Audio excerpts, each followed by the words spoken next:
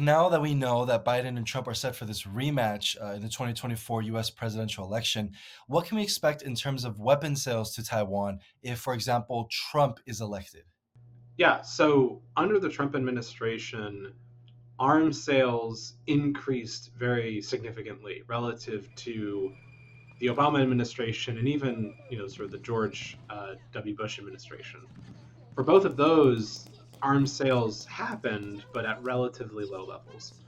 But for Trump, and this was true across not only Taiwan but sort of all recipients, Trump made it a priority of his administration to sell more weapons abroad. So he sells a lot to Taiwan. Not necessarily delivers a lot, but sells a lot. And that's where we see a lot of this current backlog that we have is authorized or notified by the Trump administration and now being delivered. Sort of some of it's been delivered in the Biden admin. And on the other side, what can we expect for Taiwan's defense if Biden continues to stay in office? A continuation of the Biden administration would be very interesting from the Taiwan backlog and sort of U.S. weapon sales to Taiwan perspective. On the one hand, I think what Biden has been focusing on in general has been better than what Trump is focusing on. But if we get a Biden administration around too, then I think we could expect to see sort of this emphasis on maintaining and munitions continue. The other big question here is what happens with the war in Ukraine. Um, I've written elsewhere about how the it's not so much of a direct overlap between weapons sent to Ukraine and weapons that are owed to Taiwan. There is more overlap over time as the Ukraine war has gone on.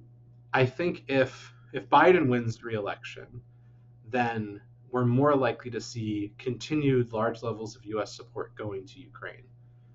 What this might do for Taiwan is create certain pressures on the U.S. defense industrial base that make it difficult to get certain things to Taiwan quickly. So, given these two options, we have the Trump side that offers more sales and more traditional systems, and then we have the Biden side that provides more munitions and asymmetric weapons, maintenance, etc. What side do you think Taiwan could maybe take more benefit from?